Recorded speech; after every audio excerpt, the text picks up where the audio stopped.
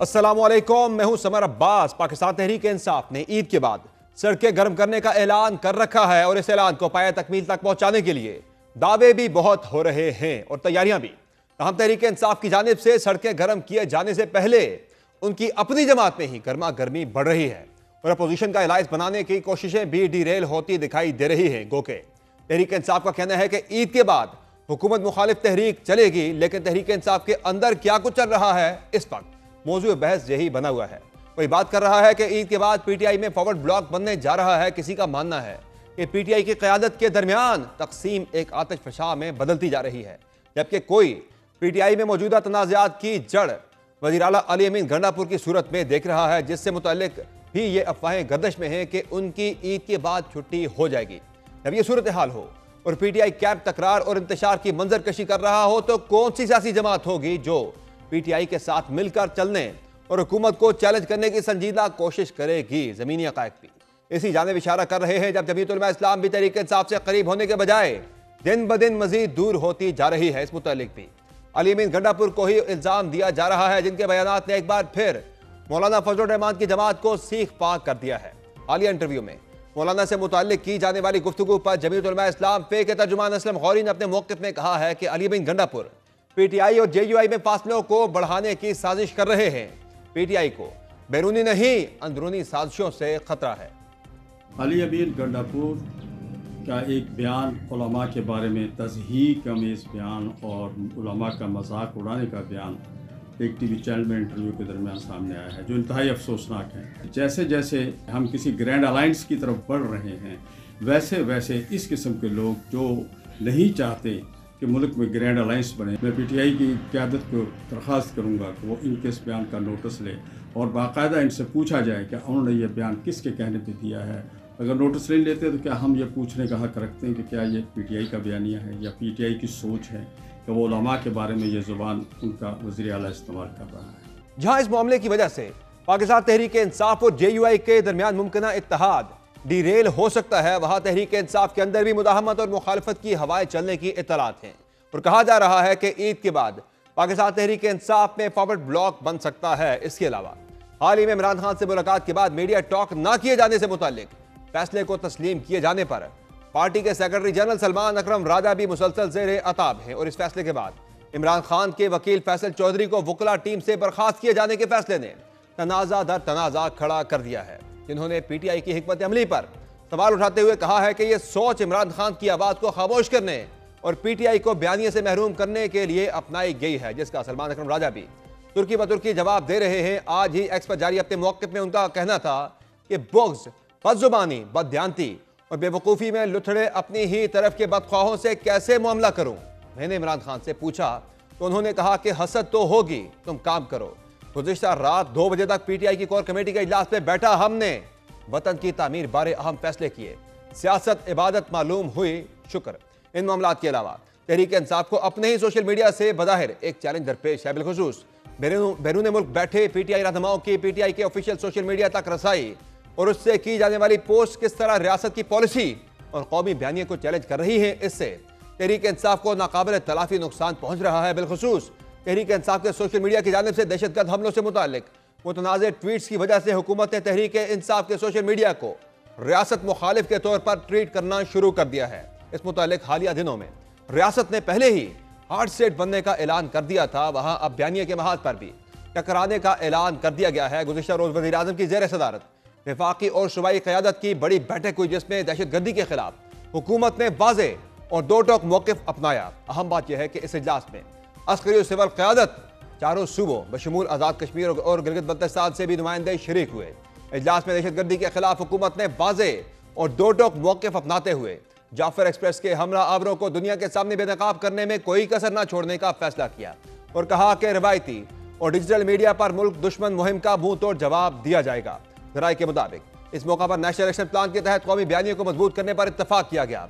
कौमी बयानिया कमेटी को दहशतगर्दों और शरपसंदों के सद्देबाब के लिए मौसर और सरगर्म बयानिया बनाने की हिदायत की गई और कहा गया कि कौमी बयानिए और मुल्क की सलामती के खिलाफ किसी भी किस्म के मवाद का सद्देबाब किया जाएगा। हुकूमती ज़राए के मुताबिक इजलास में फैसला किया गया कि दहशतगर्दी के मनफी मुआशरती असरात को उजागर किया जाए।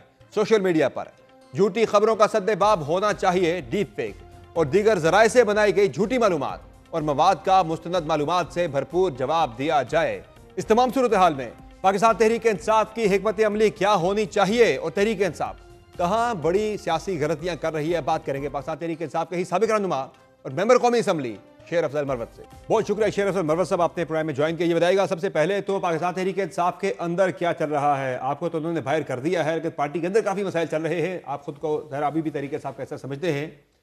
ये किस तरफ जा रही है पाकिस्तान तहरीक इंसाफ? वैसे तो ईद के बाद वो हुकूमत बमुकाबला तहरीक इंसाफ की एक तैयारी हो रही थी, लेकिन फिलहाल तो तहरीक इंसाफ बमुकाबला तहरीक इंसाफ बड़ी शिद्दत से चल रहा है। फिलहाल तो नहीं, एक साल से हाँ, तहरीक इंसाफ बमुकाबले तहरीक इंसाफ चल रहा है। क्योंकि एक साल से अगर आप हमारे मीडिया टॉक्स देख लें, हमारी सोशल मीडिया एक्टिविटी देख लें, तो तोपों का रुख अपनी ही साथियों की तरफ है। और ये पूरी क्वेश्चन अगर हम लिखें तहरीक इंसाफ बमुकाबला तहरीक इंसाफ इक्वल्स टू हुकूमत इज़ द विनर, हुकूमत इज़ द विनर। हाँ, मेरा ख्याल है हमारे तमाम, सिर्फ हुकूमत नहीं, हर एक, क्योंकि हम अपने अहदाफ से अट गए हैं।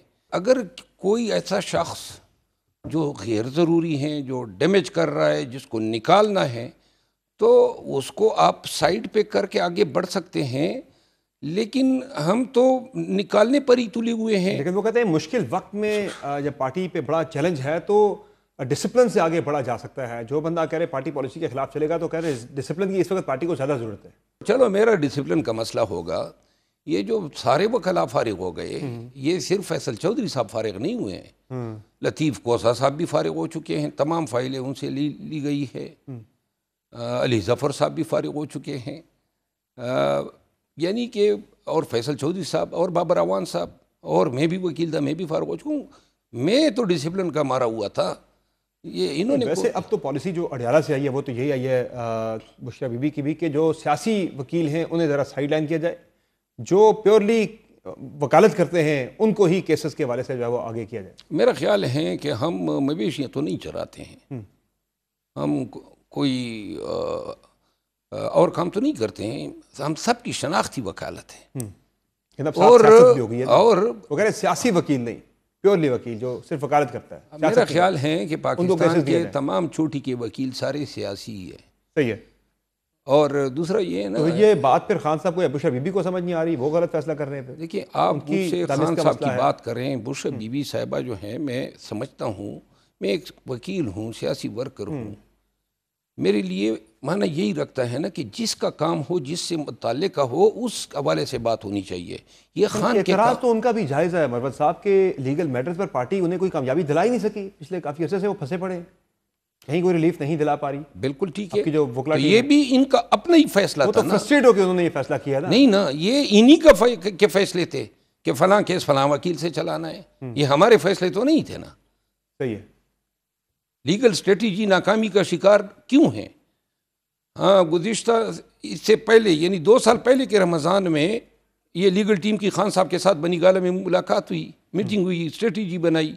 उस वक़्त हमने जो भी तजावीज़ दी थी, लेकिन अब जो लीगल स्ट्रेटजी जितनी भी चली हैं थ्रू आउट आज तक, ये नाकामी किसी इसलिए हमकिनार हुई है कि बावजूद इसके कि सारे जो हैं लघु बेबुनियाद केसेस खान को रिहा न कर पाए, करोड़ों तक की फीसें हमने दे दिए। और इसकी वजह यह है कि खान को कायल किया जाता है कि जी आपने फलां केस में फलां को रखना है। तो अब बताएं कि अब क्या है तहरीक इंसाफ के पास इस सारी सूरत से निकलने के लिए? क्या करना चाहिए पीटीआई को, चूँकि इख्तलाफात दिन ब दिन बढ़ते चले जा रहे हैं, कम नहीं हो रहे? मेरा ख्याल है ये और बढ़ेंगे, क्योंकि ना के बतअंदेश हैं, बेवकूफ़ और अहमक लोग हैं। मैं अपनी मिसाल दूं, मैं तो इब्तिदा में इतना गहराई तक नहीं जाना चाहता था, निकाल दिया, चलो जी बहुत शुक्रिया। लेकिन निकालने के बाद इन्होंने जो है वो कहते हैं ना पीछे से लात भी मारनी है, तो उन्होंने गालम गलोच का भी शुरू कर दी, और गालम गलोच आज तक कर रहे हैं। इसका मतलब ये है, और ये कौन कर रहे हैं? ये वही करवा रहे हैं जिन्होंने निकलवाया है, और अच्छी तरह हम जानते हैं। तो लिहाजा अब मैंने भी बादिल नाख्वास्त अब सर्जरी शुरू कर दी है। अच्छा, अब दो दुआत करेंगे तमाम बदतमीज़ों से, तमाम गालम गलोच वालों से और तमाम साजिशियों से अकेले लड़ने के लिए मैं अपने आप को काफ़ी समझता हूँ। अच्छा मरवत साहब, इसमें ज़ाहिर है एक तो पार्टी को अंदरूनी तौर पर तो नुकसान हो ही रहा है, फिर आपकी ज़रा एक इत्तेहाद की तरफ तरीके से आपने जाना था, अपोजिशन का इत्तेहाद बनाकर, वो इत्तेहाद भी बड़ा इफेक्ट हो रहा है। बाकी जमातों को भी जब पैगाम जाता है कि इस पार्टी के अपने अंदर यूनिटी नहीं है, इस पार्टी को खुद जो है अपनी पार्टी के अंदर यकजहती की ज़रूरत है, तो ये कौमी यकजहती के लिए कैसे अपोजिशन का इत्तेहाद बना पाएगी, अपोजिशन कैसे यकजा कर पाएगी, तो वो इत्तेहाद तो फिर बनता हुआ नज़र नहीं आ रहा। वैसे तो इत्तेहाद अपने अंदर ही नहीं है, पहले अपने अंदर अगर इत्तेहाद कायम करे, और इशू यही है ना, बाकी इत्तेहाद तब कायम होगा जब मामलात से इन लोगों के हाथों में होंगे जिनके अपने मकासद ना हो। कौन है वैसे इन लोग पार्टी के अंदर? बहुत सारे लोग हैं, उनको सब साइड हैं। बैरिस्टर गौर साहब हैं, और बोर्ड तमाम फैसलों में। अच्छा, 3 लोग तो फैसले कर रहे, बैरिस्टर गौहर, सलमान अकरम राजा और अलीमा खान साहिबा, उनके सारे फैसले। ये बैरिस्टर गौर साहब को साइड पे कर दें। अच्छा, बैरिस्टर गौर साहब जो हैं वो फैसले सुनते हैं, उनको बताया जाता है। अच्छा, बाकी जो हैं शरीफ आदमी, खान के बड़े लायलिस्ट हैं, लेकिन फैसलों में उनका कोई किरदार नहीं है। और जो आपने कहा ना फैसले, तो फैसले सलमान अकरम राजा साहब भी हैं, खान साहब भी हैं। फैसला आखिर में करवाया खान साहब से है, और ये फैमिली मेम्बरान है। सही है। तो इसमें अब क्या वे फॉरवर्ड है मरवत साहब, क्या होना चाहिए ऐसा कि इससे तरीके साहब इस गिरदाब से निकले बाहर, क्योंकि आप तो दिन ब दिन इस पर पार्टी जो है वो दस्ती जा रही है। कभी आज तक पार्टी ने इस पे ये सोचा है कि इनकी जानकारी करे, वजूहात जाने कि ये क्यों इस्तिराब है, इंतशार है, तफरीक है, तकसीम है? और ये मरवत साहब ये बाय डिज़ाइन है, या जो लोग हैं at the helm of affair उनकी इतनी कैपेसिटी नहीं है कि वो चीज़ों को बेहतर अंदाज में डील कर सके? ये क्या है? ये देखिए, आपकी अंडरस्टैंडिंग क्या है? वो लोग ही चाहे हुए हैं जिन्होंने ये इस्तिराब की कैफियत पैदा की हुई है, और वो ये करने नहीं दे रहे हैं कि पार्टी में हर चीज़ की जानकारी हो। किसी के खिलाफ डिसिप्लिनरी कार्रवाई करनी है तो तहकीक तो हो कि किसी इल्ज़ाम में सदाकत है भी या नहीं। बस यक तरफा तौर पे जनाब आपने फ़लाँ को निकाला, फ़लाँ को निकाला। सीनियर मेंबरान पे मुश्तमिल जो जो अनडिस्प्यूटेड हो, मिसाल के तौर पे असद कैसर साहब है, जरताज गुल हैं, अली मोहम्मद ख़ान हैं, आमिर डोगर हैं, इसके अलावा ये उमर अयूब खान है। ऐसे लोगों पे मुश्तमिल कोई कमेटी बना दे और ये तब हर एक के केस का जायज़ा ले। सही है। तो मरवत साहब, और अगर गलत निकाले गए हैं, गलत फैसले हुए हैं, तो साथ में रिकमेंडेशन दे कि जिन्होंने गलत फैसले किए हैं उनको साइड पे करे। तो मरवत साहब, ये अगर स्लाइड नहीं रुकती, जो जो जो हम देख रहे हैं तरीके साहब के अंदर लड़ाइयाँ, इंतशार, आपसी झगड़े बढ़ते जा रहे हैं, तो ये फिर इसका नतीजा क्या होगा? इसका नतीजा यही होगा, खान साहब अंदर बैठा रहेगा। अच्छा। और पार्टी जो है अपोजिशन में बैठी रहेगी। पहले हम 95 थे, 80 हो गए, हो सकता है किसी स्टेज में 45-40 पर आ जाए। अच्छा, मुझे ये बताएं कि मौलाना फजल रहमान के वाले से जो अली बिन गंडापुर ने बयानात दिए, वहाँ से बड़ा सख्त रिएक्शन आया है। तो ज़ाहिर है वो चीज़ें नज़र आ रही हैं कि आपके इत्तेहाद जो है उसमें अभी बनने से पहले ही काफ़ी दरारें नज़र आ रही हैं। तो JUI लग रहा है आपको PTI के साथ आप इकट्ठे आ पाएंगे आप लोग? JUI अगर अली अमीन खान और मौलाना साहब के जो ज़ाती डिफरेंसेस हैं वो तो रहेंगे, वो बुग़्ज़ कीना तो ख़त्म नहीं हो सकता। और ये 10 दफ़ा जो हैं दोनों दोबारा भी पैदा हो जाएं तो अली बिन गंडापुर को तो खान साहब ने जेल से बड़ा वाज़ेह पैगाम दिया था कि आप DI खान की सियासत से बाहर निकलें, मौलाना को साथ लेकर चलें। वो तो खान साहब तो चाह रहे हैं, लेकिन गंडापुर साहब हर मरतबा ऐसा मेरा ख्याल है कि ये अली अमीन खान पूरा मेक श्योर कर रहे हैं कि करीब ना आए। अली अमीन खान का किया दरा नहीं है कि PTI और JUI जो हैं सियासत में इस नेज पे पहुँच चुकी थी। ये तो खान खुद कोई भी जलसे में खड़े हो के वो जो नारा लगवाया करते थे, ये जो सोच हैं जिसकी भी 8, 7, 10 माह के अंदर वाज़े हो जाएगा कि अगर इकट्ठे होते भी हैं तो वो इकट्ठे होना जो है कोई वक्ती होगा और इसका कोई नतीजा नहीं निकलेगा। अच्छा, ये बताएं, आपने अभी कहा कि पार्टी जो है वो अभी 70-80 पे है, उससे कम होकर 40-45 पर भी आ सकती है। अब तो ये बातें भी होने लगी, बहुत ज़्यादा जुबान ज़्यादा आम है कि PTI में कोई फॉरवर्ड ब्लॉक भी आने वाला है। आपकी मौजूदा पार्लिमानी पार्टी है, उसके अंदर ही लग रहा है कि उसका साइज़ कम होने वाला है। अगले इंतखाबात तो बड़े दूर की बात है। देखिए, वो नारे पहले जो होते थे कि जी PTI चट्टान की तरह मजबूत है और कोई खान का साथ नहीं छोड़ेगा, हमने देखा ना 26वीं तरमीम पे लोग बिके, ज़मीर बेचा लोगों ने। और जब तक ये अरब हैं और ये भी अरब हैं मौजूद हैं तो और लोग बिकेंगे। और मेरा ख्याल है कि अगर वो कोशिश करते हैं, जो पीपल पार्टी ने इंदिया दिए हैं कि हम शायद बजट में इनको सपोर्ट न करें, तो 16 लोग इनको दरकार हैं। PTI करेगी, सपोर्ट करेगी फिलहाल, पीपल पार्टी करेगी, पीपल्स पार्टी करेगी। लेकिन वो आपकी बात दुरुस्त है, उसमें हुकूमत ज़ाहिर है 16 का फ़र्क है, हुकूमत अपना बैकअप तैयार कर रही है कि इधर से निकाल ली जाए। आपको लग रहा है कि 16 बंदे तरीके साहब में तैयार हैं जाने के लिए गवर्नमेंट की साइड पे? नहीं, मैं तो अभी मेरी वैसे मतलब ज़ाहिर आप असेंबली में बैठते हैं, उन सबके साथ बैठते हैं, आपको पता है असेंबली के अंदर माहौल कोशिशें तो हो रही है। हाँ, अब कौन जाते हैं और कितने लोग आपको लग रहा है कि मौजूदा जो तरीके साहब की पार्लिमानी पार्टी है उसमें जो बैठे हुए अभी वो इस वक्त बैठे PTI के साथ है, लेकिन वो अब किसी के माथे पे तो नहीं लिखा है, लेकिन शवाहिद तो होती है आपके पास किसी के माथे पे तो नहीं लिखा है, लेकिन शवाहिद बताते हैं कि ये 10 से 50 भी हो सकते हैं। अच्छा, हाँ, किसी के माथे पे तो नहीं लिखा है। अंदाजन कितने हैं? देखिए, मुझे क्या इल्म है, हमारे साथी रहे हैं, लेकिन आपके साथ बैठते हैं, जो समझिए साथी चले गए अब हमें मखमसे का शिकार कर गए कि और भी जा सकते हैं। और भी जा, अच्छा, आपका अंदाजा है कि इतने जा सकते हैं? अभी कुछ कंफर्म आपको नहीं है? बिल्कुल। गवर्नमेंट की तरफ से तो ये पिछले दिनों आ रहा था कि फॉरवर्ड ब्लॉक बन सकता है, तैयार है लोग वहाँ से हमारी तरफ आने के लिए। अच्छा बरोज साहब, ये बताएं कि अब इस सारे मामले में गवर्नमेंट की तरफ से सख्ती भी बढ़ रही है तहरीक इंसाफ के मामले को लेकर, पर्टिकुलरली जेल में मुलाकातों का मामला है। सलमान अकरम राजा साहब ने अंडरटेकिंग भी दे दी, उसके बाद भी मुलाकातें नहीं होने दी गई। तो ये सख्ती आपको लग रहा है कि मजीद बढ़ेगी आने वाले दिनों में, और इससे भी खान साहब की मुश्किलात बढ़ेंगी और पार्टी की अपनी मुश्किलात भी बढ़ेंगी? ये जो मुलाकातें थी, जब तक मैं इन केसेस को डील करता था, जो भी मुश्किलात थी मैं रफा कर देता था, अदालत से रजू करता था और अच्छी भली मुलाकातें हो रही थी और ये सेटल हो चुका था कि मुलाकात हफ्ते में 2 अयाम में होगी। अब उसी में अंडरटेकिंग देने की तुक नहीं बनती थी। वो रूल 265 मैंने खुद इसी इस्लामाबाद हाई कोर्ट से नल एंड वाइड डिक्लेयर कराया हुआ है, हाई कोर्ट का फैसला है। इसके अगेंस्ट फेडरेशन जो है अपील में जा चुकी है, फिर भी आप एफिडेविट लिख कर दे रहे हैं। कहते हैं कि हमें मीडिया टॉक से ज़्यादा जो है वो खान साहब के लिए रिलीफ जो अगर मिल जाए वो ज़्यादा इंपॉर्टेंट। तो वो रिलीफ तो पहले से था ना, उस पर तो कोई मतलब हाई कोर्ट नहीं है ना, वो रुका हुआ ना फिलहाल, रुका हुआ था तो तवीन है, तो तवीन पे जोर देना चाहिए था ना। तो अभी तक तो काफ़ी दिन गुजर गए, पाकिस्तान तहरीक इंसाफ की तरफ से कोई तो ही नहीं अदालत की दरखास्त नहीं आई, अब वकील को काफ़ी टाइम गुजर गया। देखिए वकील ही है ना, देखिए मसला ये है कि जो वकील अपनी जीती हुई सीटें गंवा बैठे, जो फार्म 45 पे जीते हुए थे और अपनी सीटों पे उनकी जगह ऐवानों में और लोग मौजूद हैं, उनसे ये तवक्को करना कि जी और कोई तीर जो है वो मारेंगे। वो तो आपका दावा है कि आपकी अपनी पार्टी के अंदर भी कुछ लोग हैं फॉर्म 47 वाले,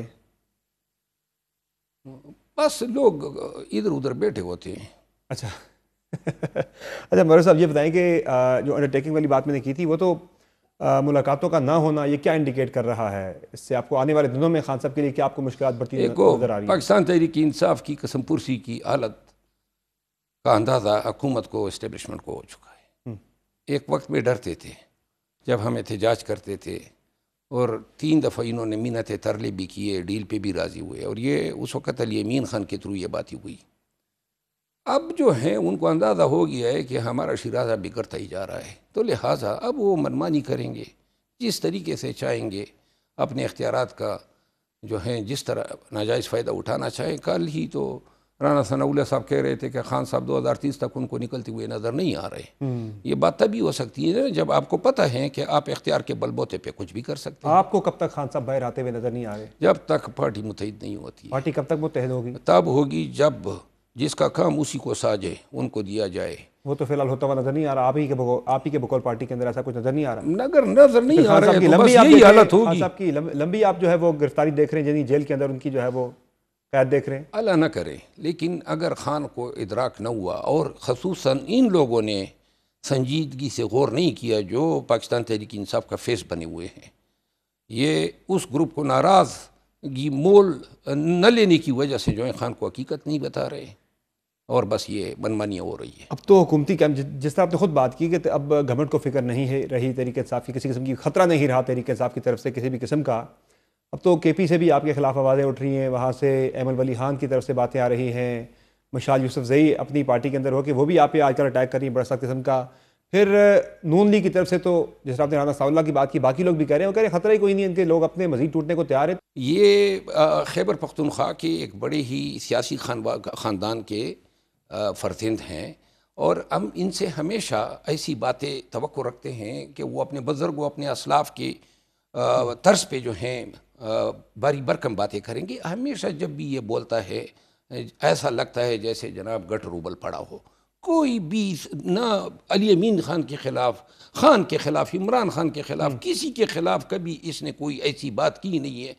पता नहीं खुद हमें या कौम को अखलाकियात पे दर्ज देने बैठ जाता है चैनलों पे और ये नहीं बताता है कि सिर्फ सेनेटर बनने के चक्कर में, वो भी एस्टेब्लिशमेंट के थ्रू, ये अपना डोमिसाइल जो है तब्दील करके बलूचिस्तान का हो गया।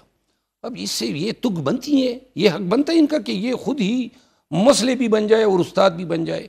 और जहाँ तक मिसाल की बात की है, मिसाल की बात है तो तभी जाके बाहर से लोग तनकीद करते हैं ना। आपका अपना घर मजबूत हो, बाहर से कोई आपके बाहर नहीं कर सकता। वो तो जहाँ तक मिसाल यूसुफजई की बात की है, मिसाल यूसुफजई ने आज ट्वीट किया है, अपने पराये सब इस वक्त अटैक कर रहे हैं पार्टी पे, मिसाल आप पे, इंडिविजुअल्स के ऊपर। ना मैं तो आजकल बड़ा फारिग हूँ, और मैं तो एक कबड्डी होती है और एक एंडा होता है। एंडा जो है वो एक आदमी जो है जब आपके पीछे लग जाता है ना, तो मैं एंडा और कबड्डी दोनों के लिए तैयार हूँ। मिसाल यूसुफजई ने बयान दिया है ना मेरे खिलाफ, मैं मिसाल यूसुफजई का मैं सिर्फ इतना कहना चाहता हूँ कि जब ये हमारे वर्कर गिरफ्तार हुए तो ये फतेह बरकी और एक हमारे और वकील आई लेफ के, तो अली अमीन खान ने पैसे दिए कि जी इनके मचल के वगैरह जमा करो। उसमें भी 53 लाख का गबन हुआ, और ये इल्ज़ाम जो हैं ये वकला बता रहे थे कि जी उन पे हैं। वजारत से हटाई हुई 5 महीने हो गए हैं, सरकारी गाड़ी अभी तक इस्तेमाल में रखा हुआ है, और लोगों को बता रही है। बुश बीबी की तर्जमान बनी, अच्छा ये बताती है लोगों तो वो चेंज कर दिया ना नहीं 2009 मई के बाद ही जब बुश बीबी के साथ ये अटैच हुई तो फिर लोगों ने जाना, और ये तभी PTI में आई और ये कहती है मैं खान की वकील हूँ। एक केस कोई बता दे कि ये खान की किस केस में वकील है। एक दफ़ा वज़ीर बनी, हटाया गया, फिर दूसरी दफ़ा वज़ीर बनी, अब तीसरी दफ़ा वज़ीर बनाने के चक्कर में जनाब अली अमीन खान, फैसल अमीन, शानदाना गुलदार, कोई ऐसा शख्स नहीं है जो इसके ज़बान से बचा हुआ हो। बहरहाल मिसाल यूसुफजई प्रोग्राम में मौजूद नहीं है, वो अपना मौक़िफ़ देना चाहे तो वो प्रोग्राम में आगे चल के आप इस तरह करें ना, हम दोनों को एक ही प्रोग्राम में बुला लें। दे सकती हैं वो, हम दोनों को एक ही प्रोग्राम में बुला लें, आगे बुला लेंगे किसी शो में, उनको बिल्कुल बुला लेंगे। ये अभी मेरे निकलवाने में जो मुझे बताया गया, मेरे वो सवाबी के जलसे में ये खान को बताती फिर रही थी कि जनाब जलसे में ये कर रहा था, ये कर रहा था। हमने तो इनको बैन बोला हुआ था, लेकिन हमें इल्म नहीं था कि ये पीठों में खंजर घूमती है। बहुत शुक्रिया मर साहब, आपने ज्वाइन किया प्रोग्राम में। मुख्तसर ब्रेक लेंगे, ब्रेक से वापस आएंगे, बात करेंगे वज़ीर आज़म की तरफ से, वज़रा की तरफ से ये दावे किए जाते रहे, ये ऐलानात होते रहे कि बिजली की कीमतों में बड़ी कमी की जाएगी, एक ज़बरदस्त रिलीफ पैकेज दिया जाएगा आवाम को बिजली की कीमतों में कमी की सूरत में, लेकिन फ़िलहाल वो ऐलान डिले होता जा रहा है। 23 मार्च को सबसे पहले वज़ीर आज़म ने ऐलान करना था, लेकिन नहीं हुआ। अब ये इत्तलात आ रही है कि अप्रैल के पहले हफ्ते में ये ऐलान हो सकता है, लेकिन बिजली की कीमतों में कितनी कमी हो सकती है, चूँकि इत्तलात तो 1 रुपये से 8 रुपये तक की चल रही हैं, लेकिन एग्जैक्टली कितनी कमी एक्चुअली हो सकती है, इस पर डिटेल्स अहम तरीन आपके साथ शेयर करेंगे। एक ब्रेक के बाद हमारे साथ रहिएगा।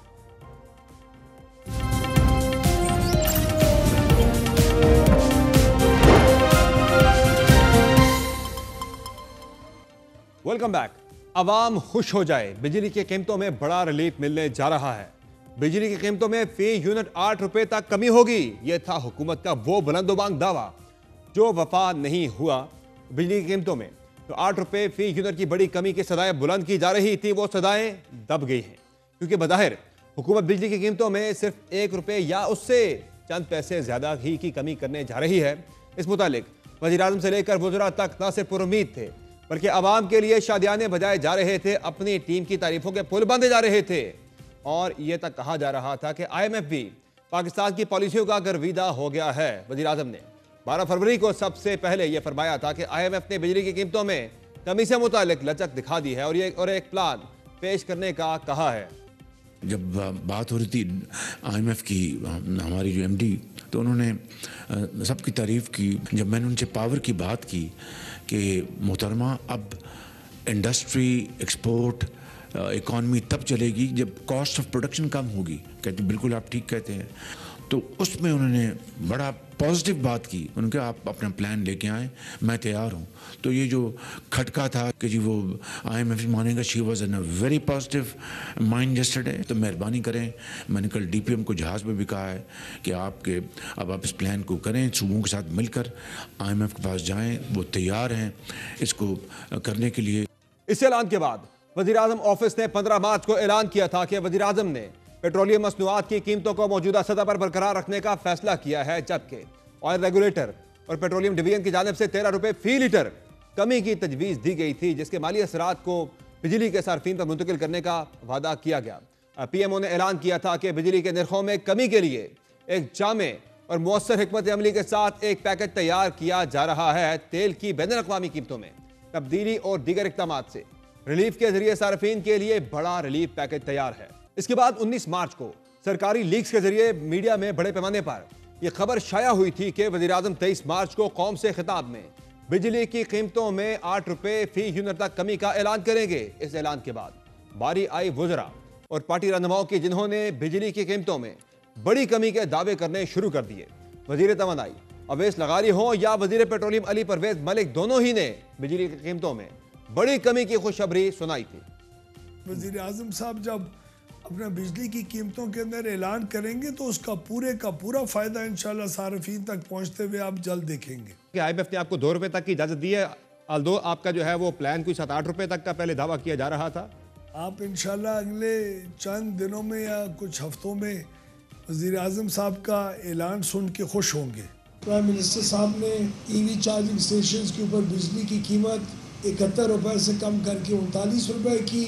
अभी मुस्तकबिल के अंदर बिजली की कीमतें और बहुत कम होने वाली हैं, तो मैं पूरी उम्मीद रखता हूँ कि माजी की मुकाबले में मुस्तकबिल जो है वो क्लीन और ग्रीन एनर्जी का है। बिजली इस खित्ते की महंगी तरीन पाकिस्तान के अंदर है, तो जो भी अजाफी वसाइल इकट्ठे किए जाएंगे, ना सिर्फ वो आखिरी पैसे तक पर उससे कहीं गुना ज्यादा पैसे अपना हुकूमत अपने वसाइल को बरूए कार लाते हुए आपको एक खातिर ख्वाह रिडक्शन इन इलेक्ट्रिसिटी प्राइसेस अगले चंद हफ्तों के अंदर देगी। तमाम वज़रा के तमाम दावों के बरक्स वज़ीर आज़म ने जो ऐलान किया था, वो जो दावा किया था, वो धरा का धरा रहा। 23 मार्च को वज़ीर आज़म ने पावर डिवीजन पर अहम इजलास की सदारत तो की, लेकिन इस इजलास में उन्होंने सिर्फ इतना ही कहा कि बिजली के निर्खों में कमी के हवाले से एक जामे और मौसर हिकमत अमली के तहत पैकेज तैयार किया जा रहा है, जिसका ऐलान जल्द कर दिया जाएगा। रिपोर्ट्स के मुताबिक 4 से 14 मार्च तक के जायजा मुज़ाकरात के दौरान IMF मिशन के साथ एक मंसूबा शेयर किया गया था, जिसमें IPPs के साथ मुआहिदों पर दोबारा बातचीत के जरिए कुछ बचत की वजह से टैरिफ में तकरीबन 2 रुपये फी यूनिट की कमी की गई थी। बादशाह हुकाम ने पेट्रोल और डीजल पर पेट्रोलियम लेवी में 10 रुपये इजाफे के बाद फाइनेंस एक्ट 2025 के तहत ज्यादा से ज्यादा 70 रुपये करने का फैसला किया था, ताकि महसूलात को बिजली के निर्खों में ज्यादा से ज्यादा रिलीफ की जानिब मोड़ा जा सके। उसका एक असर तकरीबन 2 से 2.5 रुपये फी यूनिट पड़ सकता था। बज़ाहिर हुकूमत के इस मंसूबे की भी कली खुल गई है, क्योंकि IMF ने पाकिस्तान की जानिब से बिजली टैरिफ में बड़ी कमी के मंसूबे को मुस्तरद कर दिया है। गुज़िश्ता रोज आने वाली खबर ने अवाम की उम्मीदों और हुकूमत की ख्वाहिशात पर पानी फेर दिया, जब खबर आई कि IMF ने पाकिस्तान को बिजली के टैरिफ में सिर्फ 1 रुपये यूनिट की कमी की इजाजत दी है, जिसे हुकूमत ने बाद में मुस्तरद भी किया। ताहम IMF के मुताबिक तमाम सार्फिन को बिजली की कीमतों में 1 रुपये यूनिट रिलीफ मिलेगा। यह रिलीफ कैप्टिव पावर प्लांट पर लेवी से हासिल रेवेन्यू से दिया जाएगा। आलमी मालियाती फंड का कहना है कि कैप्टिव पावर प्लांट की जानिब से गैस के इस्तेमाल पर लेवी आयद की गई है। हुकूमत की जानिब से बिजली सार्फिन के लिए रिलीफ पैकेज पर भी काम जारी है। IMF की मंजूरी से बिजली की कीमतों में रिलीफ पैकेज का ऐलान किया जाएगा। ज़राए का कहना है कि बिजली की कीमत में 1 रुपये फी किलोवाट कमी से सार्फिन पर मजबूरी तौर पर 100 अरब रुपए का बोझ कम होगा। जो सारिफ 500 यूनिट बिजली इस्तेमाल करता है, उसके बिल में 500 रुपये कमी होगी। याद रहे कि 2 रोज कबल पाकिस्तान और IMF के दरमियान $1.3 अरब कर्ज के लिए स्टाफ लेवल मुआहिदा तय पाया था, जिसके बाद बज़ाहिर आज वफाकी हुकूमत ने भी IMF के हुक्म पर सर तस्लीम खम कर दिया है। वफाकी हुकूमत ने IMF से मंजूरी के बाद बिजली की कीमत में कमी के लिए दरखास्त नेपरा में जमा करा दी है। तफसीलात के मुताबिक वफाकी हुकूमत ने बिजली 1 रुपये 71 पैसे फी यूनिट सस्ती करने की दरखास्त नेपरा में जमा कराई है, जिस पर नेपरा अथॉरिटी 4 अप्रैल को दरखास्त पर समाअत करेगी।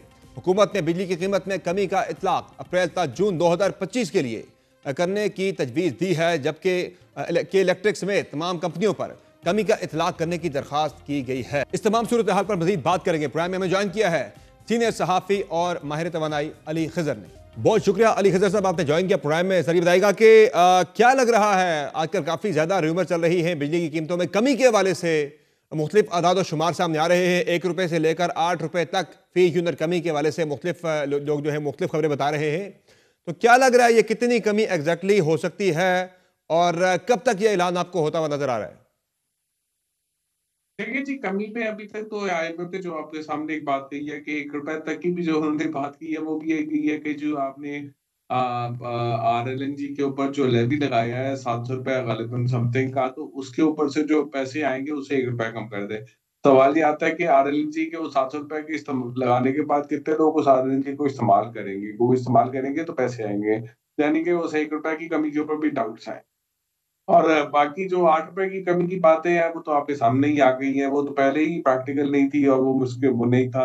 गवर्नमेंट के एक डिपार्टमेंट कहता था कमी हो रही है, दूसरा डिपार्टमेंट कहता था नहीं कमी हो रही है। IMF ने उस पे कह दिया भाई कि जो ₹1.5 लेवी पड़ा है आप वो कमी आप कमी करनी थी, जो आपने पेट्रोलियम लेवी से वो भी नहीं होगा और बाकी चीजें भी नहीं होगी। तो कहते कराते कोई आपका वो 1-1.5 रुपए की कमी होगी मैक्सिमम, अगर वो भी होगी, बाकी वो FCA QTA आपके कम होने होंगे तो उससे कोई फर्क पड़ेगा, बट कोई खातिर खा बिजली के बिलों में कोई ऐसा कमी नहीं होगी। अली हाँ, खजर पिछले साहब साल ये मेरी हुआ था कि पिछले साल तेल में ना बड़ा जी जी जी बताइए। मेरी कुछ देर जी, जी पहले बताइए। वजारत तवानाई में बात हुई थी। वो ये कह रहे हैं कि काफ़ी सारी मदें हैं जिनमें हम कमी कर सकते हैं, तो मिलाकर वो कह रहे हैं तकरीबन 7-8 रुपए तक का ये पैकेज बन सकता है, जिसमें वो QTA भी है, फ्यूल प्राइस एडजस्टमेंट भी है, FC सरचार्ज है, और साथ साथ फिर जो बेस रेट है उसमें उसमें कमी के वाले से फिर लेवी से जो कह रहे फ़ायदा आएगा, जिसकी अभी आपने बात की भी, और फिर कैप्टिव पावर प्लांट्स के वाले से जो लेवी का मामला है, और फिर IPPs से जो मुआहदे हुए थे रीनेगोशिएट, उसमें भी कुछ 70 पैसे का क्वेश्चन जो है वो निकल रहा है। तो ये मिला के मजबूरी तौर पर जो है वो वजारत तवानाई के वो काम ये कह रहे हैं कि तकरीबन 7 से 8 रुपए तक की हम कमी कर लेंगे। पहले जो 8 रुपए की जो उन्होंने बात की थी उसमें तो ये FTA QCA कोई कहीं पे नहीं थे, अब तो वो FTA हम्म और वो FCA और QTA आ गए हैं। वो कोई कमी तो नहीं होगी, कमी हम्म होती है जो बेस टैरिफ में कमी होती है, वो ₹1.30 की कमी गालिबन आपके IPPs के साथ मुआहदे की आ रही है, वो आ रही है। वो आ रही है और उसके अलावा जो है आपके पास कुछ ₹1 ये LNG के मद पे आ गया तो आ गया। उसके अलावा आपको कमी आती नज़र नहीं आ रही, बाकी सारी बातें हैं। हाँ, फिर वही मैंने आपको बताया कि तेल पिछले साल तेल ऊपर था तो QTA FCA ऊपर था, प्लस था। इस साल तेल नीचे है तो QTA FCA नेगेटिव है, तो प्लस माइनस के गैप से 2-4 रुपए का फर्क आ जाएगा इन्हीं के 1-2 ऊपर महीने सर में, जो तो उससे हमसे वो कुछ कह लेंगे कमी आ गई। इंटरेस्ट रेट भी जो चार्ज होता था सरचार्ज के ऊपर, वो भी ज़रा कम होके 12% पे आ गया है। उससे भी कुछ ना कुछ कमी जो है वो ज़रा होगी, लेकिन वो पैसों में होगी, रुपयों में शायद ना हो। ज़ाहिर-सी बात वही नहीं, नहीं, वो बिल्कुल होगी। वो जो सरचार्ज ₹3.23 होता था, वो 24% पे होता था। बिल्कुल आप ठीक कह रहे हैं। अब वो 24% से इंटरेस्ट रेट जो है वो 12 यानी कि 14% पे आ गया, 10% उसका भी फ़र्क आ जाएगा। हुकूमत ये चाह रही थी कि उसमें हुकूमत का म म ये चाह रही थी कि सर्कुलर डेट रिज़ॉल्व किया जाए और वो लोगों से वो पैसे किए जाए, उसका प्रिंसिपल पे किया जाए। वो IMF से एक रिक्वेस्ट करें, अगर अगर IMF उस पे मान जाता है तो फिर ये कमी भी नहीं होगी। फिर ये होगा कि वो सर्कुलर डेट का स्टॉक रिड्यूस होगा। अगर IMF कहता है कि जी इसे सर्कुलर डेट का स्टॉक रिड्यूस करना, तो 1 आध रुपया इधर से कम हो जाएगा। सर तो इस तरह भी मैं कह रहा हूँ 2-4 रुपए इस तरह IMF को तो अली खजर साहब दो मेजर उनके एतराज़ात हैं बिजली की कीमतों में कमी के हवाले से। वैसे तो IMF की बड़ी बात हो रही है, लेकिन उनका जो अमल दखल है वो सबसे दो चीज़ों के हवाले से नहीं है। उनके जो एतराज़ात हैं, एक वो कहते हैं कि आप जो है वो सब्सिडी ना दें कीमतें कम करने के हवाले से, दूसरा वो कहते हैं कि आप GST कम ना करें। बाकी वो कह रहे हैं हमें कोई एतराज़ नहीं है, अगर आपके रेवेन्यू पे असर नहीं पड़ता, बाकी आप जहाँ से कर सकते हैं एडजस्टमेंट वो आप कर लें। ऐसा ही है? नहीं बोल रहे हैं। देखिए ना, फिजिकल साइड पे तो रेवेन्यू पे एडजस्टमेंट नहीं आ रही, लेकिन आप मॉनेटरी वो आप इसके गवर्नमेंट के बिजली के बिलों पे अगर इसको चेक करें तो आपने वो ₹3.23 या व्हाटएवर द अमाउंट है वो कंज्यूमर से मेरे आपके बिलों से कलेक्ट करनी है। कल को इंटरेस्ट रेट ऊपर चले जाते हैं तो क्या वो ज्यादा अमाउंट कलेक्ट करेंगे? हम्म कल को कोई और बैंकों के साथ डील में ऊपर नीचे हो जाता है क्योंकि ज्यादा कलेक्ट करेंगे, तो इस वजह से मतलब ये इफेक्ट आता है कि बस इस पे इफेक्ट आएगा उस पे नहीं आएगा। ये बात ऐसी नहीं है, उस पे आएगा। IMF बहरहाल उस पे एग्री करने की बात शायद एग्री कर जाए, क्योंकि ये सर्कुलर रिडक्शन प्लान इतना हम्म। कोई पेचीदा नहीं है जिस तरह के पिछले साल वाला था। तो इसमें काफी चांसेस है कि IMF इसमें कहीं ना कहीं थोड़ी ऊंच नीच के साथ मान जाए, लेकिन अभी तक IMF ने इसमें ना हाँ की है ना की है। तो तो अभी इसका इंतजार ही करना चाहिए कि एक इसमें और क्या तजवीज़ होगा। भी चल रही हाँ। है, एक और तजवीज़ भी चल रही है अली खजर साहब के जो पीक ऑफ पीक है वो ख़त्म कर दिया जाए। उसमें जो पीक आवर वाला मामला है उसमें भी शायद कोई 1-2 रुपए का क्वेश्चन निकल सकता है। देखिए जी, बिल्कुल खत्म करते हैं, उससे तो क्या फ़र्क पड़ेगा आपको। मतलब आपका पीक यूनिट जो है वो 4-5 रुपए महँगा होता है, तो वो ₹2 कम हो जाएगा तो ऑफ पीक ₹2 बढ़ जाएगा, उससे क्या फ़र्क पड़ेगा आपको? बिल तो एवरेज उतना ही में हाँ, आएगा ना। वो जो हाँ, ओवरऑल पीक पैकेज की जो गवर्नमेंट कह रही है हमने पैकेज देना है बिजली की कीमतों में, वो पैकेज के अंदर फिर वो सारा कुछ शामिल करके वो देखिए काउंट जी, करते हैं ना फिर। देखिए बात ये है ना कि आपके पीक आवर की बिजली सस्ती हो जाएगी, दूसरी नहीं होगी, तो बात वहीं पे आ जाएगी ना। ऐसे ही है। तो उससे तो वो काम उससे कोई फ़र्क नहीं पड़ता। वो ठीक है, वो चेंज करना चाहिए। पीक आवर वैसे भी अब चेंज होते जा रहे हैं, तो आपको उसको पीक आवर की वो कैलकुलेशन चेंज कर सकते हैं। वो बिल्कुल वो हुकूमत करनी है, क्योंकि हुकूमत ने at the end of the day पैसे कलेक्ट टैरिफ से उतने करने हैं। अब वो उसको पीक आवर को 6 घंटे करे, 2 घंटे करे, 10 घंटे सही। करे, 12 घंटे करे, वो उसको ₹2 करे, ₹4 करे, वो मैटर नहीं करता। तो फिलहाल आपको ये कोई बड़ा पैकेज जो है वो आता हुआ नज़र नहीं आ रहा, जिस तरह का ज़ाहिर है पहले 23 मार्च को प्राइम मिनिस्टर ने अनाउंस करना था, 23 मार्च से मामला आगे बढ़ते बढ़ते अब यहाँ तक आ गया और अब जो है वो अप्रैल के पहले हफ्ते की बात हो रही है, लेकिन वो भी आपको लग रहा है कि कोई इतना ज़्यादा उसका इम्कान नहीं है कि कोई बड़ा रिलीफ पैकेज गवर्नमेंट जो है वो अनाउंस कर सके बिजली की कीमतों पर। नहीं, कोई बड़ा रिलीफ पैकेज नहीं होगा, लेकिन मैं आपको बार-बार ये बात कह रहा हूँ कि बिजली के बिल पिछले साल के मुकाबले में इस साल कम आएँगे। सही। तो उसकी बड़ी बुनियादी वजह है कि पिछले साल जो थे आपका तेल और जी हाँ। एलएनजी और हर चीज़ महँगी थी, तो कोला हर चीज़ महँगी थी, तो आपके जो सरचार्जेस थे वो बहुत हाई थे। अगर 4-4 5-5 रुपए का हर महीने सरचार्ज लग रहा होता था। अब वो इस साल 2-3 रुपए माइनस आएगा। तो आप अगर 4 रुपए प्लस थे और 3 रुपए माइनस हुए तो 7 रुपए का फ़र्क आ जाएगा ना, तो जी लोगों हाँ। के जो बिल आएँगे उसमें आसानी आएगी, बट बेस टैरिफ में कोई खातिर ख़ां कमी नहीं आएगी। अच्छा, इसके अलावा जो पॉलिसी है गवर्नमेंट की ओवरऑल वज़ारत तवानाई की, पर्टिकुलरली सोलर के हवाले से पहले एक फैसला हुआ था सोलर के हवाले से, जो नई पॉलिसी आई थी कि अब जो है रिटर्न में जो दिया जाता है वो 27 से कम करके 10 रुपये किया जाएगा नेट मीटरिंग के ऊपर।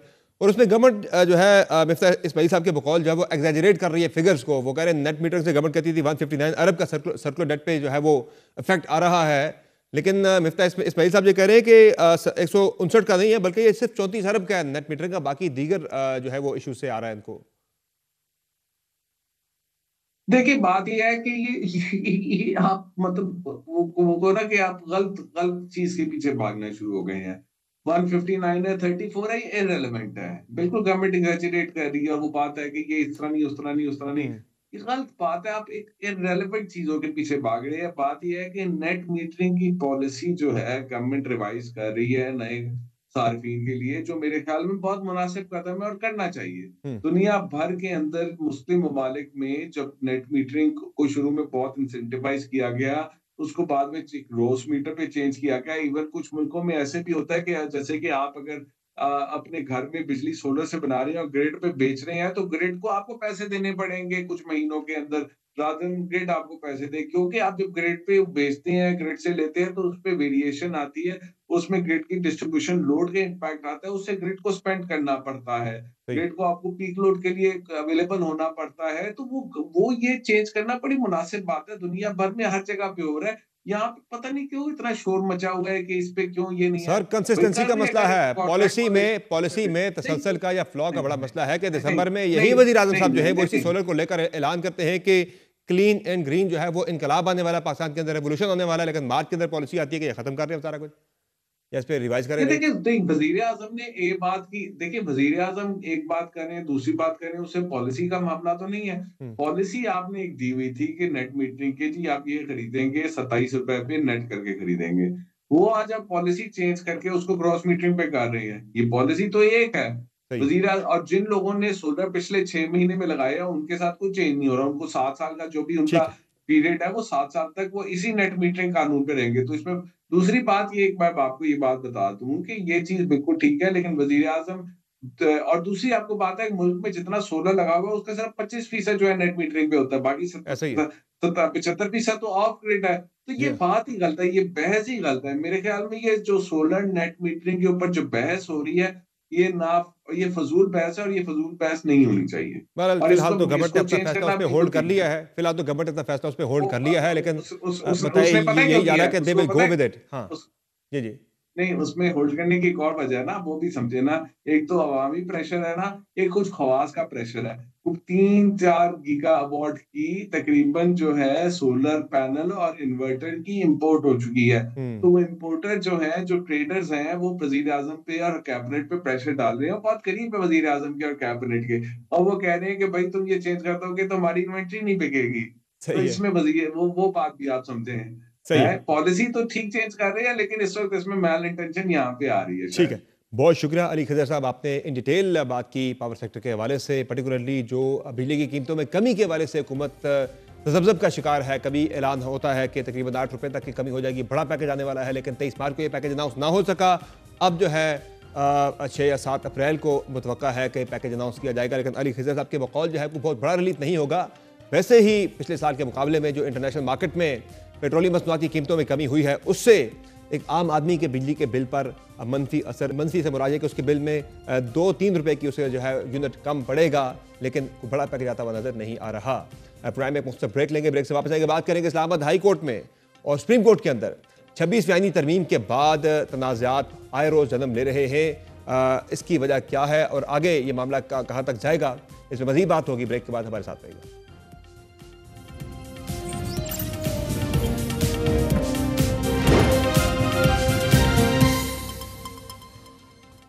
Welcome back.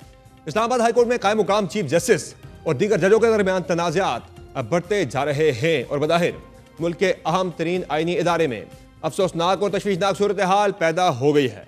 आए रोज इस्लामाबाद हाईकोर्ट के जजेस और चीफ जस्टिस के दरमियान तनाज़ात अब एक सर जंग की कैफियत इख्तियार करते नजर आ रहे हैं। गुज़िश्ता हफ्ते भी इस पर एक तनाज़ा सामने आया था जब जस्टिस बाबर सत्तार, जस्टिस एजाज इसहाक और जस्टिस तारिक महमूद जहांगीरी ने अपने एक फैसले में कायम मुकाम चीफ जस्टिस सरफराज डोगर को तकरीबन चार्जशीट ही कर दिया था। वहां आज एक और तनाज़ा सामने आ गया है जब जस्टिस बाबर सत्तार और कायम मुकाम चीफ जस्टिस सरफराज डोगर एक बार फिर आमने सामने आ गए हैं। तफसीलात के मुताबिक कायम मुकाम चीफ जस्टिस की जानिब से जारी एडमिनिस्ट्रेटिव ऑर्डर में कहा गया है कि जस्टिस बाबर सत्तार ने केस सुनने से माजरत कर ली है। चीफ जस्टिस ने जस्टिस बाबर सत्तार के बेंच को ही केस सुनने का एडमिनिस्ट्रेटिव ऑर्डर जारी कर दिया। जस्टिस बाबर सत्तार ने कायम मुकाम चीफ जस्टिस के इख्तियारात पर सवाल उठाते हुए जुडिशियल ऑर्डर जारी कर दिया और जस्टिस बाबर सत्तार ने डिप्टी रजिस्ट्रार को केस दोबारा नए बेंच के सामने मुकर्रर करने की हिदायत कर दी है। तहरीरी हुक्मनामे में कहा गया है कि 14 मार्च को इस अदालत ने केस किसी दूसरे बेंच के सामने मुकर्रर करने के लिए वापस भेजा। नाकाबिले फहम तौर पर गालिबन गलती से केस की फाइल दोबारा इस अदालत को भेज दी गई। जस्टिस बाबर सत्तार के हुक्मनामे में कहा गया है कि केस वापस इस अदालत को भेजना चीफ जस्टिस ऑफिस या रजिस्ट्रार के स्टाफ की गैर दानिस्ता गलती होगी। चीफ जस्टिस के पास यह तय करने का कोई इख्तियार नहीं कि एक अदालत ने लाजमी केस सुनना है या नहीं। रूल्स के मुताबिक केस बेंच के सामने मुकर्रर होने पर केस सुनने से माजरत का इख्तियार मुतल्लिका जज के पास होता है। हुक्मनामे में लिखा है कि केस सुनने से माजरत पर चीफ जस्टिस ऑफिस या रजिस्ट्रार ऑफिस की मुदाखलत की कोई गुंजाइश नहीं। रूल्स के मुताबिक हंगामी और अमूमी मुकदमात समाअत के लिए मुकर्रर करने का इख्तियार डिप्टी रजिस्ट्रार के पास है। चीफ जस्टिस की जिम्मेदारी डिप्टी रजिस्ट्रार के तैयार करदा बेंचेस के रोस्टर की मंजूरी देना है। जस्टिस बाबर सत्तार की अदालत ने कहा कि रोस्टर मंजूरी के बाद चीफ जस्टिस का दायर होने वाला हर केस मुकर्रर करने में कोई किरदार नहीं। बेंच समाअत से माजरत या लार्जर बेंच बनाने का कहता है तो मामला चीफ जस्टिस के पास जाएगा। समाअत से माजरत पर केस चीफ जस्टिस को भेजने की प्रैक्टिस रूल्स के मुताबिक नहीं। समाअत से माजरत पर केस दूसरे बेंच को भेजने के लिए डिप्टी रजिस्ट्रार के पास भेजा जाना चाहिए। इससे पहले भी इस्लामाबाद हाई कोर्ट के जजेस की जानिब से सीनियरिटी के मामले पर सुप्रीम कोर्ट में एक पटिशन दायर की जा चुकी है, जबकि पिछले हफ्ते ही जस्टिस एजाज इसहाक साहब ने भी एक सख्त फैसला देते हुए कि अपने ही चीफ जस्टिस के खिलाफ सख्त उन्होंने अपने केस के अंदर जो है वो अपनी ऑब्जर्वेशंस भी दी थी और फैसले को भी उनके मुअत्तल किया था। तहम ये सूरत हाल कहाँ जाएगी, मजीद क्यों बढ़ रही है, इस बात करके प्रोग्राम में हमें ज्वाइन किया है सीनियर कोर्ट रिपोर्टर हसनात मलिक ने। बहुत शुक्रिया हसनात मलिक साहब, आपने ज्वाइन किया प्रोग्राम में। ये बताएगा कि इस्लामाबाद हाई कोर्ट के अंदर तो मामला 26वीं तरमीम के बाद ज़्यादा ही जो है वो इख्तलाफात की तरफ बढ़ रहा है। हर हफ्ते कोई ना कोई नया तनाज़ा खड़ा होता है। हालांकि सुप्रीम कोर्ट के अंदर भी चले लेकिन वहाँ चीज़ें स्मूथली चल रही हैं। इस्लामाबाद हाई कोर्ट में लड़ाइयाँ काफ़ी ज़्यादा हो गई हैं। ज़रा उसमें फिर बाहर से कायम मुकाम चीफ जस्टिस का आना, सीनियरिटी के मामले पर भी जजों की लड़ाई। तो आज भी जो नया एपिसोड आया है जस्टिस बाबर सत्तार वाला, इस पर भी आप क्या समझते हैं कि ये लड़ाई जो है वो इसी बड़ी लड़ाई का हिस्सा है कि जो चीफ जस्टिस के यानी कायम मुकाम चीफ जस्टिस का लाहौर हाई कोर्ट से आना डोगर साहब का, और उसके बाद उन्हीं के बारे में है कि वही आगे मुस्तकिल चीफ जस्टिस बनने के लिए भी वो फेवरेट हैं, तो ये उसी बड़ी लड़ाई का हिस्सा है सारा कुछ? बिल्कुल, इसमें कोई शक नहीं है कि इस वक्त जो इस्लामाबाद हाई कोर्ट में क्लैश चल रहा है जजेस के दरमियान, उसकी एक वजह जो है वो यही है कि जो जज ट्रांसफ़र होके आए हैं और इन 5 जजेस इस्लामाबाद हाई कोर्ट में जो पहले काम कर रहे थे, उनका व्यू ये था कि जी इनकी सीनियरिटी दोबारा डिटरमिन होगी, इनको ओथ लेना पड़ेगा। Even chief justice of Pakistan Yahya Afridi का भी यही व्यू है कि जी इनको जो सीनियरिटी के मामले में कि क्या इनको सीनियरिटी वही देनी पड़ेगी जो उस आए हैं या यहाँ ओथ लेंगे और सीनियरिटी नहीं डिटरमिन होगी। तो इस पे रिप्रेजेंटेशन इन 5 जजेस की इस्लामाबाद हाई कोर्ट की उस वक्त के चीफ जस्टिस आमिर फारूक ने रिजेक्ट की, लेकिन ये सुप्रीम कोर्ट से जिन्होंने रजू किया। पिटीशन जो है वो महीना हो गया तकरीबन पेंडिंग है। जी हाँ, केस लगना चाहिए, समझ नहीं आ रही कि आईनी बेंच इतना अहम केस क्यों नहीं लगा रहा। और ये सुप्रीम कोर्ट के साथ ही वजह बन रही है कि सुप्रीम कोर्ट जब इस मामले को नहीं टेकअप करेगी तो जजेस में इख्लाफ बढ़ेंगे, क्योंकि जजेस समझते हैं कि एक्टिंग चीफ जस्टिस जो है वो जिस तरह हमें रेगुलेट कर रहा है और हमारे से केसेस विड्रॉ हो रहे हैं, क्या वजह है। अब क्योंकि वजह ये भी आ रही है कि जुडिशल कमीशन इस वक्त में हुकूमत की सपोर्ट चाहिए जो अगला चीफ जस्टिस बने। हाई कोर्ट के लिए 3 पूरे गवर्नमेंट के पास 3 नाम जाएंगे हाई कोर्ट में। अगर और हुकूमत क्यों किस तरह खुश होगी? हुकूमत इस तरह खुश होगी कि वो जज जिन्होंने मौजूदा निज़ाम मौजूदा हुकूमत को क्वेश्चन किया हो, जिन्होंने उन ख़त लिखे हों कि जी इंटरफेरेंस होती है और ये वो, तो उनको ताकि वो जो है वो जो चीफ जस्टिस है वो जो है वो उनको टाइट रखे, उनको कोई उस तरीके से रूम ना दे। तो सरफराज डोगर साहब जो कर रहे हैं, जो हमने देखा कि अडयाला जेल की मुलाकातों के हवाले से मुशाल यूसुफजई का केस जो है वो चल रहा था सरदार इजाज़ साहब, वहाँ से विड्रा होना, फिर ये जैसे बाबर सत्तार के साथ, तो ये वाज़े लग रहा है कि वो क्लैश चल रहा है। हालांकि मैं समझता हूँ कि एक जज साहब ने केस अगर ट्रांसफ़र किया किसी वजह से किया होगा, तो चीफ जस्टिस साहब ने क्यों दोबारा एक और बड़ी इंटरेस्टिंग चीज़ है कि इस सारे मामले में जो सबसे ज़्यादा हवा दे रही है सारी इस लड़ाई को, वो पाकिस्तान तहरीक इंसाफ है। लेकिन तहरीक इंसाफ के सेक्रेटरी जनरल सलमान अकरम राजा को तो रिलीफ मिला है सरफराज डोगर साहब की ही अदालत से, लेकिन वहाँ एक कहना तो नहीं चाहिए, लेकिन एक सब जंग किसी कैफियत नज़र आ रही है इस्लामाबाद हाई कोर्ट के अंदर। देखिए पीटीआई को कौन सा रिलीफ मिला है? जब से ये जज ट्रांसफ़र होके आए, 190 मिलियन पाउंड केस है, उसमें जो है वो केस उनका नहीं लग रहा था, वो सस्पेंशन ऑफ सेंटेंस की दरख्वास्त मुलाकातों के मामले पे मुलाकातें हुई तो नहीं। देखें अगर आप देखें रिलीफ तो तब होता है कि जब मुलाकातें कल जुमरात को होती सियासी लोगों से, नहीं होने दी, फैमिली के लोगों से मुलाकातें नहीं हुई इमरान खान की, वकला की भी। बाबर अमान साहब के मामले में सलमान अकरम राजा साहब कहते हैं कि मैं कोऑर्डिनेटर हूँ, फिर भी वो उनको जाने दिया गया। हामिद खान को सलमान राजा साहब लेके जाना चाह रहे थे, उज़ैर भंडारी साहब को उनको नहीं लेके जाने दी। तो ये एक है चीज़, इस वक्त जो बज़ाहिर ये लग रहा है कि हुकूमत की पूरी ख्वाहिश है और कोशिश भी है कि इस्लामाबाद हाई कोर्ट से माजी में जिस तरह कहीं ना कहीं कोई रिलीफ मिल जाते थे पीटीआई को, वो रास्ते बंद हो। वो हम देख रहे हैं कि उस तरह की सूरत हाल नहीं है। पीटीआई को भी परेशानी है, पीटीआई खुद पटिशनर है, उन्होंने भी इन जो जज ट्रांसफ़र हो गए हैं इनके खिलाफ सुप्रीम कोर्ट से रिव्यू किया हुआ है। तो बेहतर यह है कि इस क्राइसिस का कि सुप्रीम कोर्ट का जो आइनी बेंच है वो केस टेकअप करे और डिसाइड करे कि क्या जो जज ट्रांसफ़र होके आए हैं वो ठीक उनकी सीनियरिटी बनती है। सरफराज डोगर साहब 15 नंबर से यहाँ आए हैं, लेकिन ये लड़ाई कहाँ आपको जाती हुई नजर आ रही है? ये ऐसे ही चलता रहेगा निज़ाम या आगे कोई किसी नेक्स्ट स्टेज पर भी जाएगी? फिलहाल तो देखें एग्जीक्यूटिव का कंट्रोल है, एग्जीक्यूटिव की डोमिनेंसी है, एज एडवांटेजेस बहुत हैं और एग्जीक्यूटिव साइड ही डोमिनेट रहेगी। अगर आप देखें कि कोई बहुत बड़ी कोई चीज़ अदलिया से हो जाएगी, वो नहीं होगी, क्योंकि जो मौजूदा निज़ाम है, मौजूदा हुकूमत है, वो हम देखते हैं कि वो फैसले जो उनको पसंद आए वो उन पर अमल दरामद नहीं करते। 90 दिन के अंदर इंतखाबात का मामला हो, 12 जुलाई का मामला केस हो रिजर्व सीट पर, वो फैसलों पे अमल दरामद ही नहीं हो। लेकिन मेन वजह ये बनी कि जब जजेस के फैसले पे अमल दरामद नहीं कर, वो उसके यानी एक केस टेकअप होता है सुप्रीम कोर्ट में, जैसे मंसूर अली शाह उस मामले को देखते हैं, यहाँ कोई और सरदार एजाज इसाक साहब वो केस विड्रा हो जाते। तो जब ये सूरत हाल है, एग्जीक्यूटिव को भी समझ है कि कुछ जजेस जो इंडिपेंडेंस अपनी दिखाना चाह रहे हैं, तो उनसे उनके अपने ही जजेस जो हैं वो केसेस विड्रा तो जो निज़ाम जिस तरह का बन चुका हुआ है हसनात अली साहब, उसमें वो जजेस अब कर तो कुछ नहीं सकते। बाजार ये लग रहा है कि वहाँ सिवाय ये जो मुजाहमत थोड़ी बहुत नजर आ रही है हमें, इसके अलावा कुछ बड़ा वो बेबसी है उनके। ये बाकी ऐसे ही चलता रहेगा। ये कब तक एक्सपेक्टेड है जजों की मुस्तकिली के वाले से? जो चीफ जस्टिस हैं इस्लामाबाद हाई कोर्ट के, लाहौर के हो गए या सॉरी इसके सिंध के और जो बलूचिस्तान वाले हैं।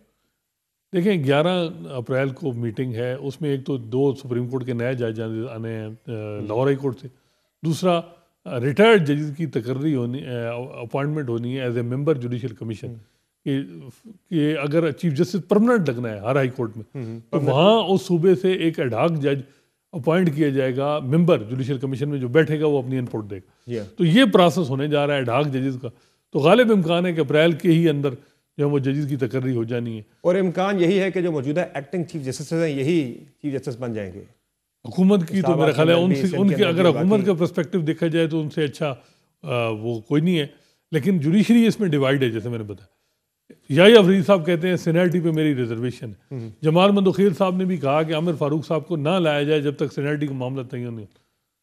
तो वो फिर बज़ाहिर ये लग रहा है कि हुकूमत चाहेगी तो अदलिया क्या उसमें कन्विंस, बज़ाहिर ये लग रहा है कि अदलिया ये मसला सिर्फ आप कह रहे हैं कि हाई कोर्ट तक नहीं रहेगा, फिर सुप्रीम कोर्ट के अंदर भी जो एलिवेशन हुई हैं उस पर भी फिर जाके ये अफेक्ट करेगा उसे। देखिए सुप्रीम कोर्ट में तो ऑलरेडी चीज़ें हो चुकी हैं और मामला, लेकिन ये है कि इस मामले में सरफराज डोगर साहब को चीफ जस्टिस बनाने में पहले तो यही थी कि अदलिया के जो साइड थी वो डिफरेंट उसकी अप्रोच थी और हुकूमत की और थी। लेकिन हुकूमत फिर भी उनको एक्टिंग चीफ जस्टिस उन्होंने बनाया, सीनियरिटी आमिर फारूक साहब ने बना दी, कर दी। तो अब जज जब ये मीटिंग होगी तो हुकूमत के पास ज़्यादा वोट हैं, वो उनको चीफ जस्टिस बना लेंगे। देखते हैं अगर ये मियाँ गुल हसन साहब जो acting chief justice acting supreme court के जज हैं इस वक्त, उनको भी कहा गया था कि वो कंसिडर हो सकते हैं, क्या उनको भी कंसिडर किया जाएगा? ये बड़ा इंपॉर्टेंट है, लेकिन उनको कैसे किया जाएगा? वो तो एक्टिंग सुप्रीम कोर्ट में है, कर रहे हैं। सही है। और इसमें ज़रा सबसे बड़ी जो कैजुअलिटी है वो तो निज़ाम इंसाफ है। वो तो एक आम आदमी के जो इश्यूज हैं वो फिर बहुत पीछे रह जाते हैं जब ये वो ये है ना आगे आती हैं। परसेप्शन जो है बड़ी मैटर करती है, और इस वक्त परसेप्शन यही है कि वो मामलात जिनमें जो है वो हुकूमत जो है वो नहीं चाहती कि रिलीफ मिले, या तो वो उनमें रिलीफ नहीं मिल रहा अदालतों से। अगर कोई फैसला होता भी है तो हुकूमत उस पर अमल दरामद नहीं करती, और अदालतें सुस्त रवि का शिकार है। वाला कर दिया कि केस अपने आउट ऑफ टर्न नहीं लगेगा, उससे सबसे बड़ा नुकसान तहरीक इंसाफ को हुआ है कि खान साहब की अपील नहीं, मेरा ख्याल है कि वो आउट ऑफ टर्न का तो नहीं है, वो सस्पेंशन ऑफ सेंटेंस का मामला अब लग गया है। अगले हफ्ते यानी ईद के फौरन बाद वो मामला होगा, लेकिन उसमें नोटिस होंगे, उसमें जस्टिस खुद सरफराज डोगर साहब उस केस को सुन रहे हैं। देखते हैं क्या होता है। बहुत शुक्रिया हसनात मलिक साहब, आपने ज्वाइन किया प्रोग्राम में। नाज़रीन, आपने गुफ्तगू मुलाजा की सीनियर कोर्ट रिपोर्टर हसनात मलिक साहब की, जिनका कहना है कि ये तनाज़ात दिन ब दिन बढ़ते जा रहे हैं, लेकिन ये ज़्यादा इससे ज़्यादा ये जजेस कुछ कर नहीं सकते जो अपने आप को एग्रीव्ड समझते हैं सारी 26 जानी तरमीम के बाद। आज के प्रोग्राम में इतना ही, इजाज़त दीजिए, अल्लाह हाफ़िज़।